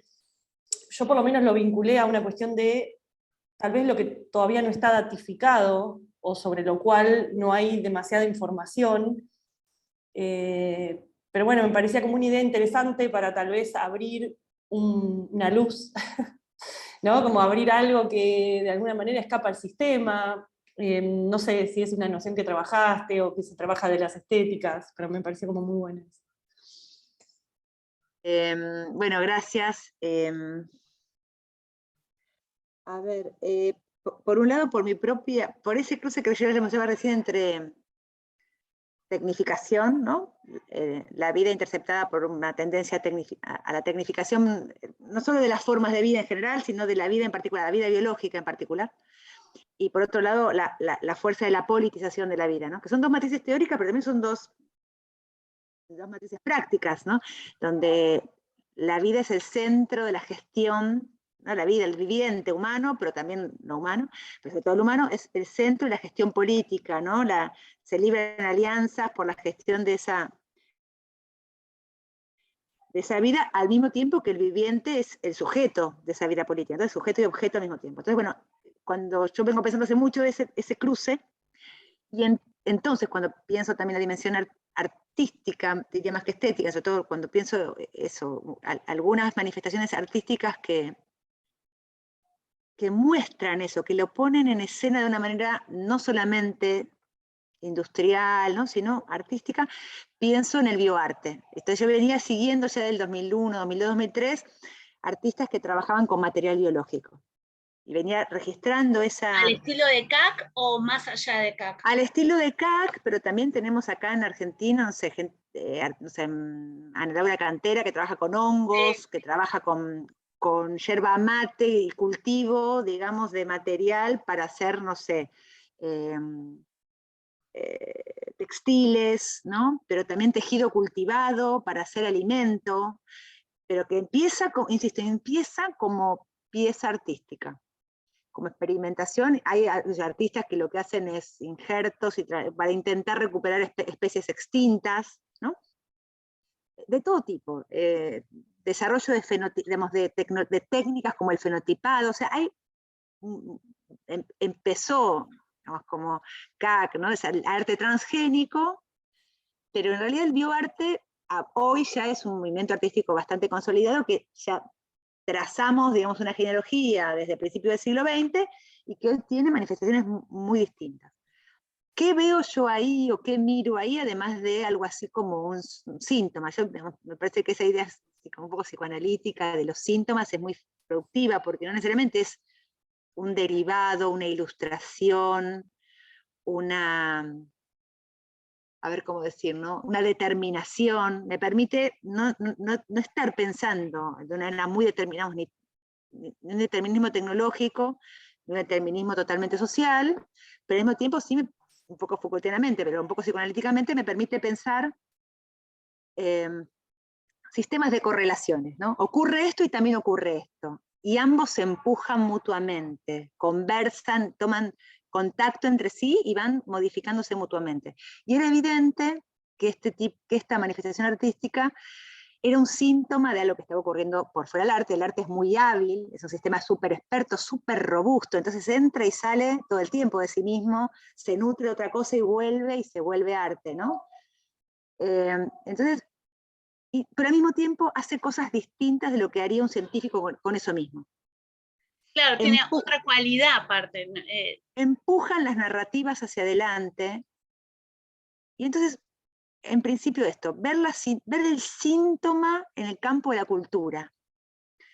Pensar la cultura no como una ilustración de lo que ocurre en la ciencia, pero sí como una zona donde lo que está ocurriendo en otros campos a veces incluso es anticipado por el arte, y si no es contestado, desafiado, atravesado por otras lógicas. Me interesaba mucho ver esa transversalidad. Por un lado, para armar una suerte de mirada de conjunto. Para mí, lo importante de Tecnoceno, y ahora vuelvo a la primera pregunta de Estela, un poco retrospectivamente, pero por supuesto era algo que yo tenía en la cabeza ya cuando empecé a escribir, que era, ¿qué nos está faltando un poco acá en esto? Y me parecía, y ya lo siento hace bastantes años, una mirada de conjunto. Sí, bueno, a ver, podemos, no digo una mirada que explique todo, pero podemos intentar una narrativa de conjunto, de, bueno, ¿qué está pasando? ¿En qué mundo estamos, digamos, no? Caídos los grandes relatos, los más jóvenes ni saben de qué estoy hablando, pero cuando nosotros cursábamos en los años 90, se hablaba del fin de los grandes relatos, ¿no? Ya el marxismo no funcionaba, el funcionalismo tampoco, el positivismo tampoco. O sea, las grandes formas, la fenomenología misma, ¿no? Las grandes formas de estructurar un relato colectivo estaban en crisis. Y eso, entre otras cosas, fue acompañado por una gran diseminación disciplinar, la hiperespecialización disciplinar, ¿no? Entonces ahora cada uno es muy experto en sus disciplinas, y las disciplinas están hiperdesarrolladas, y eso es súper valioso. O sea, de ninguna manera es una queja lo que estoy diciendo, pero cada tanto parecería que no podemos conversar entre nosotros. Que los que conversan entre sí son los técnicos, digamos, los que hacen las cosas. Pero nosotros, los que hacemos la teoría social, la teoría cultural, ¿no? Las teorías políticas, no logramos tener una mirada de conjunto. Me parece que algo de esa preocupación inspira, digamos, el intento de construir una narrativa de conjunto, que por supuesto se va a articular con otras, para decir, bueno, ¿cuál es el mundo en el que estamos? ¿Cuál es el movimiento general? En ese movimiento general, los artistas, y ahora paso a otra cosa, pero contestando tu pregunta, en ese movimiento general, los artistas hacen cosas que a veces son imprevisibles para nosotros, o las olvidamos, los que no estamos mirando el arte. Pero si ven, hay dos documentales que este año vimos con distintos grupos, equipos de trabajo. Los dos hechos por Herzog, uno por Werner Herzog padre y otro por el hijo de Werner Herzog, ¿no? El de 2016, Lo and Behold, la historia de Internet, ¿no? Contada, un documental de Herzog contando la historia del origen de Internet, y Last Exit, contando, perdón, justo un segundito, que tengo una pequeña urgencia doméstica, pero la tengo que resolver ahora, contando los viajes al espacio, los astronautas, todo, ¿no? Y en los dos casos, los científicos dicen, mi modelo es Star Trek, o mi modelo es, y buscan el modelo que inspira el desarrollo, es una narrativa artística, es una película, es una novela, es decir, los artistas eso los olvidamos nosotros muchas veces, pero son los que nos dan las imágenes del futuro. Son los que nos dan las imágenes con las cuales pensar lo que viene. O sea, los científicos piensan el futuro con las imágenes de los artistas. Y eso no nos lo podemos olvidar si somos analistas culturales, ¿sí? Es muy, muy importante para nosotros. Bueno, eso quizás responde algo, y sí les pido a las dos, espérenme un minutito y a todos, que tengo que hacer una pequeña, avisar una cosita en mi casa. Un segundo. Sí, dale. Es un síntoma de cátedra ese. Sí, sí, lo doméstico, bueno, es propio de la transmisión en nuestras casas. No, Bueno, porque ahí con yo, Sheila pasó también, te decía yo. sí, eso sí, tenés razón. Ahí igual, ahora mientras ella va, les busqué, este es un libro muy interesante, que habla sobre lo que ella estaba planteando sobre bioarte y biotecnología, y la unión de arte y vida. Acá, bueno, en este libro lo que se hace es justamente armar toda una historiografía sobre la evolución del bioarte. Por eso me pareció como muy interesante mostrarlo. Ahí también puse, Caro, las obras, la página de CAC, y cuando ella está hablando de Werner Herzog, generalmente en ciencias sociales uno ve La cueva de los sueños olvidados, ella está en realidad señalando otros documentales, que son los últimos que hicieron él y el hijo. Me estoy fijando si están en Netflix en este momento. Eh, los últimos que mencionó. Espera que estoy avanzando y ya te digo. Espera. Estela, yo también pensaba, y ahí, bueno, justo volvió Flavia, que como para contarle también a Flavia que los proyectos están trabajando con escenarios especulativos, y que Claro. hay algo de las narrativas y de la construcción de futuro, o sea, que estamos un poco trabajando en eso también, por eso me parecía que era una conexión piola. No sé, seguro hay preguntas de qué quieren hacer. Al momento en el chat no, a mí me parece igual esta invitación que Flavia hace de vincular el arte, que es algo que nosotras estamos todo el tiempo traccionando, ¿no? Digamos, no solamente el arte contemporáneo, sino las producciones locales. Ahí está la película, ahí la puso Flavia, creo que me escuchó porque la estaba buscando. Esta vinculación sobre el arte, porque me quedé pensando cuando vos lo traías, y no sé si leíste Hipermediaciones de Morton, de Timothy Morton, y Sí. gran parte del laburo de Morton, él, cuando uno le dice, bueno, y estas cuestiones de estamos en el aire, porque uno le suena un poco de lo no local, y uno lo vinculaba a Scott Lash, que es algo que vos hacés también, formas tecnológicas de vida, en la última parte del libro. Y él habla ahí, y cuando en varias entrevistas, sobre todo en Barcelona, viste que él va bastante allí, hace varias exposiciones, él cuenta sus conversaciones con un artista muy particular de Islandia, que creo que ahora viene en el Primavera Sound, que es justamente Björk, ¿no? La vinculación de su mirada, sobre todo de Björk, y también es un artista que trabaja la modelización y el algoritmo en sus propias producciones, en Biofilia, en sus últimos discos, y él dice, no, bueno, yo con Björk me escribí emails, y en función de estos emails fui conversando y me fui metiendo en la problemática ambiental, pero fue Björk la que me metió, una cosa re loca. Cuando uno empieza a explorar por qué un artista como es, digamos, como es Morton, empieza a hacer todo un análisis más filosófico, teórico, que aparece en este libro de Hipermediaciones. Y uno, bueno, ahora por ahí los estudiantes pueden ir a consumir ahí el Primavera Sound, pero uno que ha sido seguidora de Björk durante los últimos 30 años, uno puede empezar a disfrutar un poco de los nuevos desarrollos de ella, y su vinculación con por qué está cantando lo que canta ahora, y cuáles son los sonidos y los sonidos de la tierra que ella está ahora levantando. Nada, me quedé con eso. Sí, claro.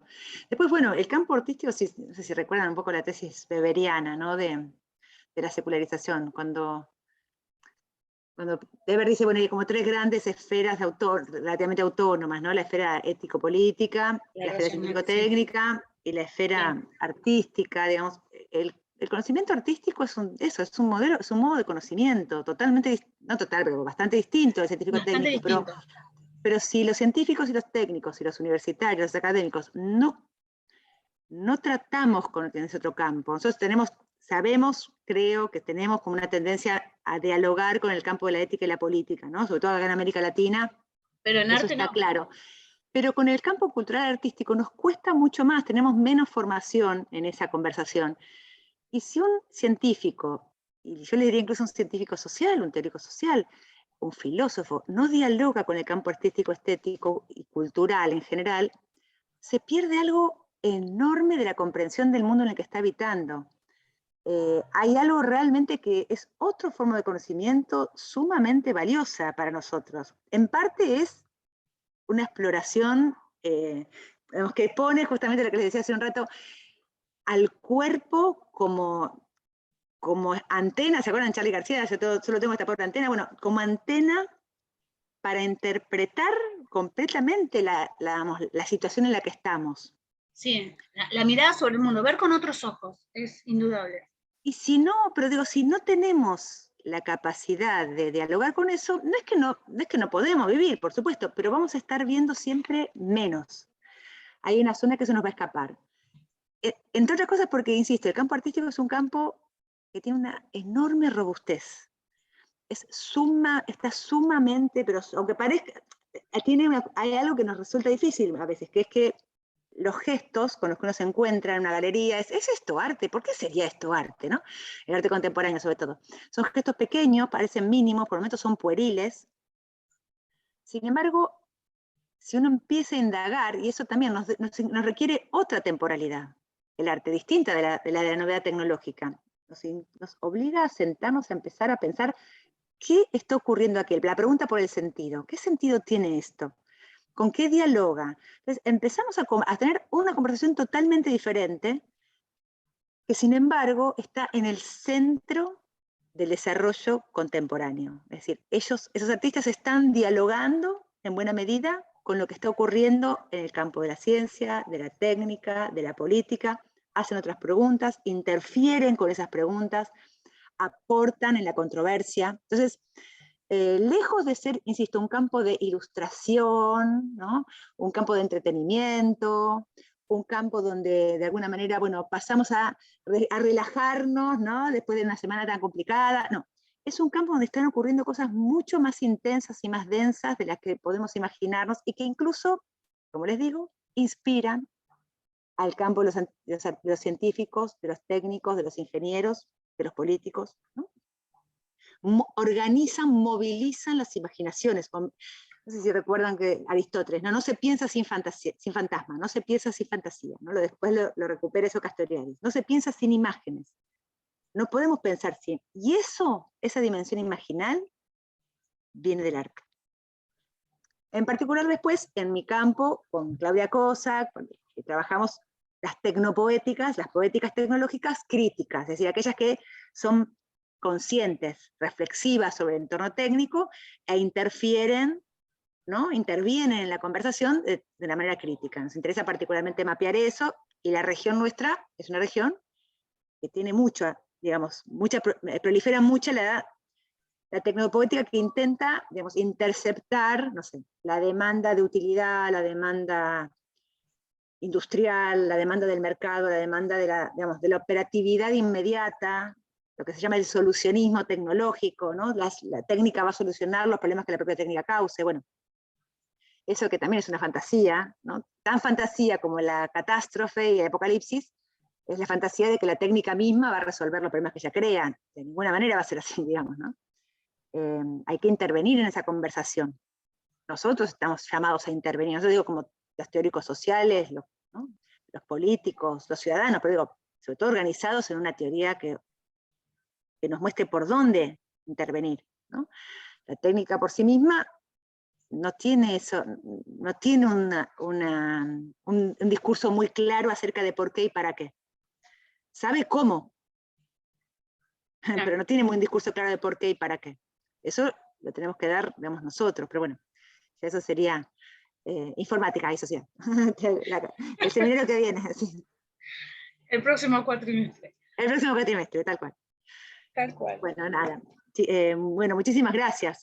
Fue larguísimo, pero espero que les haya resultado No, fue interesante. riquísimo y nos permitís seguir explorando, y sobre todo muchos y muchas de los estudiantes en sus proyectos están en este momento finalizando, están cerrando.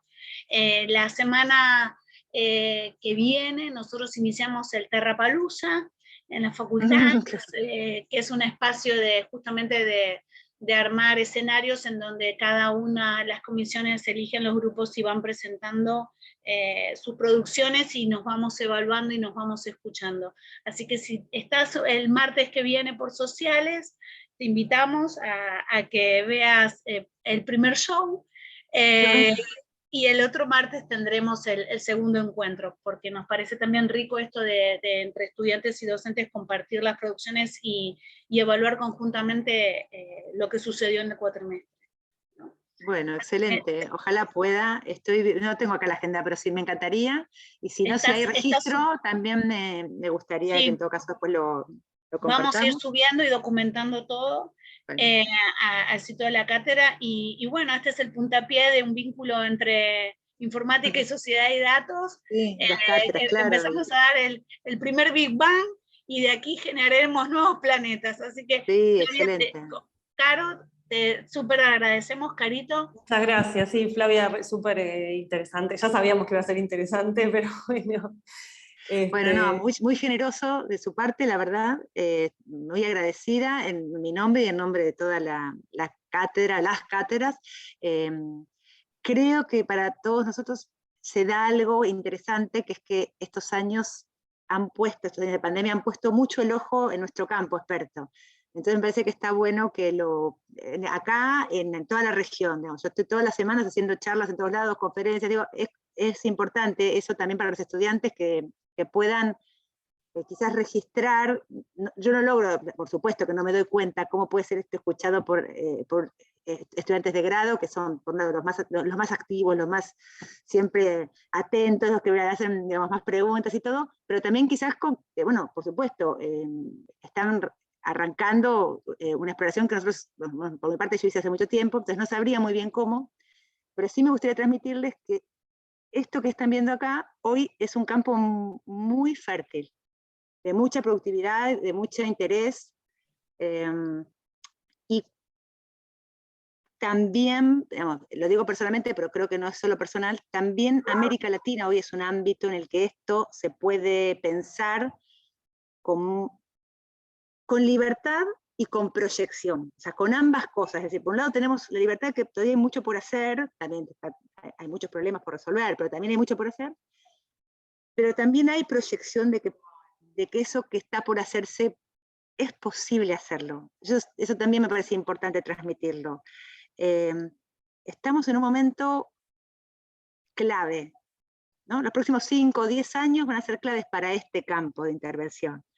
Entonces me parece que si podemos eso entenderlo y asumirlo rápido, podemos hacer algo que no existe, ¿no? Podemos hacer algo nuevo. Entonces, bueno, los insto, ¿no?, desde acá a que piensen el espacio de la tecnología y la comunicación, las tecnologías de la comunicación. Lo decíamos un rato antes de que se conectaran y que grabáramos, ¿no? La técnica hoy, las tecnologías, en la técnica, como decimos, la naturaleza, vino que no hay la naturaleza, sino son bueno, la técnica es una dimensión analítica propia. Como uno puede pensar lo social, lo cultural, lo político, lo económico. Hoy sin lo técnico no logramos hacer el mapa de lo que existe. Entonces, de eso estamos en sociales, le diría, los más expertos somos nosotros en esto, los que estamos en este área. Y al mismo tiempo, no sé, ahí Estela y Carolina me dirán, al mismo tiempo la digitalidad, que es algo que tiene ya unos 30, 40 años, recién está empezando. Sí, muy joven. No sabemos a dónde nos va a llevar. No tenemos una imagen de a dónde va eso. Un matemático amigo, Javier Blanco, un matemático que trabaja en filosofía técnica en Córdoba, dice que es como el invento del lenguaje natural. No del castellano, no del inglés, del lenguaje natural. Es como si se hubiera inventado un lenguaje natural, ahora artificial, nuevo. Y yo creo que tiene razón. Entonces, también invitarlos a eso, porque estamos tratando de pensar eso, y está bueno tener un mundo abierto. No se me ocurre. Bueno. Sí, Sí, es desafiante. sí, y sobre todo porque lo que uno tiene son distopías, ¿no? Imágenes desde el cine o desde la narrativa de ficción, desde la literatura, como una distopía muy oscura, ¿no?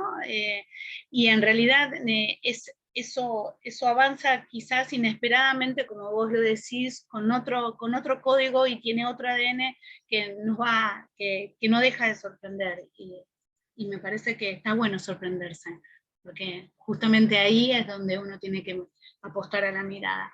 Así que bueno, con Caro te agradecemos, y con el resto de los colegas que acá están conectados de la cátedra, te agradecemos muchísimo tu espacio y la generosidad que has tenido para con nosotros de armar una transparencia, mira, ya sé, de no te da esto, armar una presentación, compartirnos, y lo generoso de tu mirada, y de vuelta, muchísimas gracias por al mismo tiempo compartir el porqué y la génesis de cómo pensaste tu libro.